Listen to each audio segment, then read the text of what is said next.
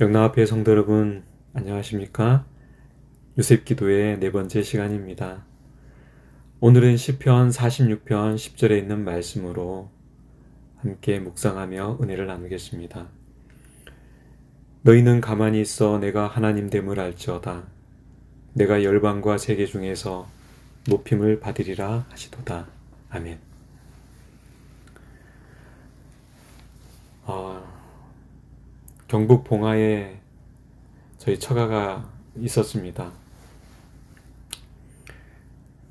산골 오지에 위치한 그곳에 복실이라고 하는 개가 있었는데요.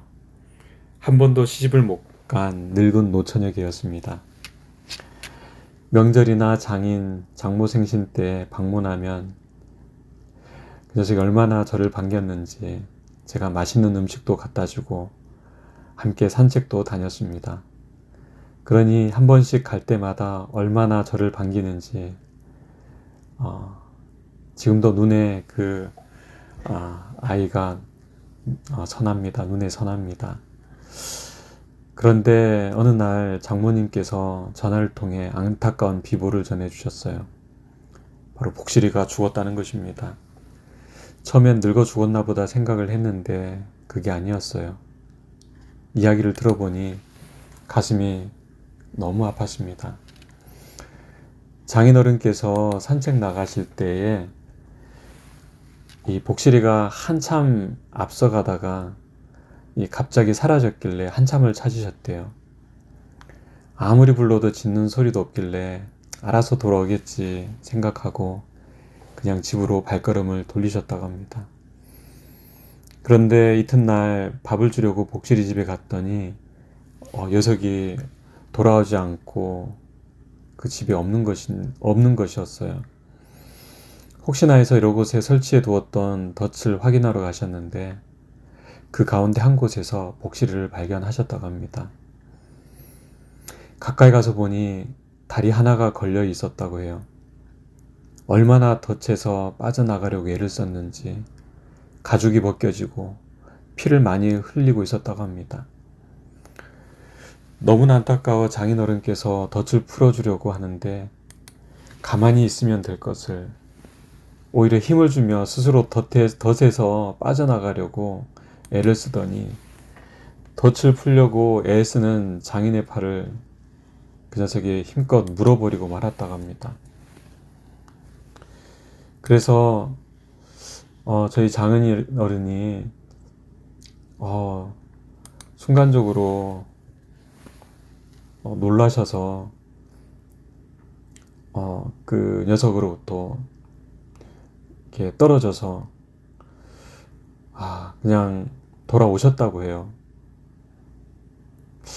지금껏 한 번도 주인을 물지 않았던 순둥이 녀석이 하필 왜 그랬는지 아마 너무 아파서 그랬겠죠.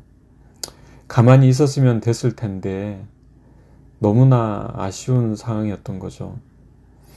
결국 덫을 풀지 못하고 내버려 둘 수밖에 없었는데 나중에 가서 보니 덫에 묶인 채 죽어 있는 것을 장모님이 발견하시고는 전화를 주셨던 겁니다. 오늘 말씀이 포함된 시편 46편은 히스기야가 아수르 왕 사네립의 침략을 당한 사건, 즉 열왕기하 19장을 배경으로 삼고 있는 시입니다.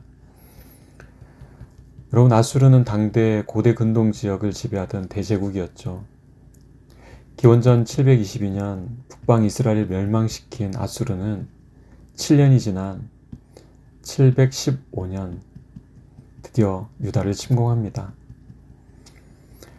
히스기야는 항복하고 조공을 바칠 때니 돌아가기를 요청하였지요. 하지만 아수르 왕은 은 300달란트, 금 30달란트를 바치라고 무리한 명령을 내리고 맙니다. 하지만 히스기야는 살기 위해서 성전과 왕궁에 있던 은을 다 내어주고 그리고 성전 문의 금과 기둥에 있는 금까지 다 벗겨서 바치게 됩니다. 히스기야는 자신에게 닥친 위기 앞에서 자신이 할 수 있는 그 모든 힘을 그는 다 하여서 그 일을 해결하려고 했죠.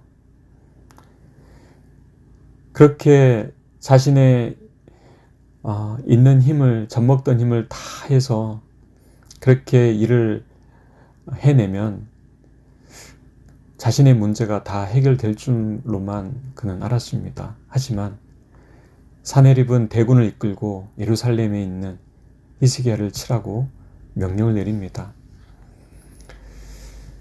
여기에 나타난 히스기야의 모습은 마치 우리 복실이가 덫에 걸려 혼자 힘으로는 거기서 빠져나가려고 했지만 빠져나가지 못하고 오히려 덫에 더 꽉 조여서 벗어나지 못하고 살가죽이 벗겨지고 피를 흘리는, 그래서 탈진해서 어떻게 할 수 없는 그 녀석의 모습과 크게 달라 보이지 않는다고 하는 것이죠. 여러분, 이런 모습을 지켜보시는 하나님의 마음은 어떠셨을까요?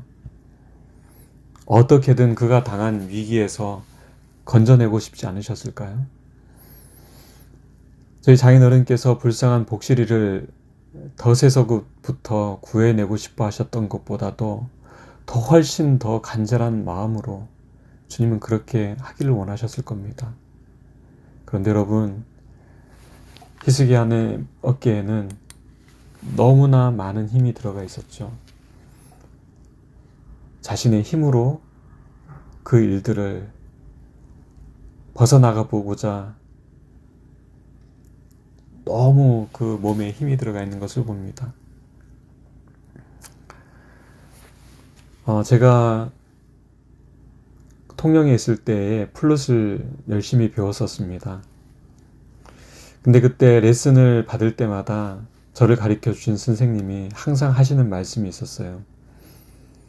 입술과 바람에 힘이 너무 들어가 있으니 힘을 빼라고 제게 말씀을 하시고, 또 입술과 바람에 힘을 빼면은 이제는 손가락 힘이 들어가서 손가락이 너무 힘을 주고 있으니 또 힘을 빼라고 하고요. 또 손가락 힘을 빼고 있으면 또 어깨에 힘이 들어가 있어가지고 또 어깨에 너무 힘이 들어가 경직돼 있으니까 또 힘을 빼라고 하고. 여러분, 머리로는 인식을 하고 있지만 막상 잘 하려고 시도하다 보면은 저도 모르게 입술에, 손가락에, 어깨에 힘이 들어가 있는 것을 봅니다. 그러니 연주가 더 잘 안 되는 거죠.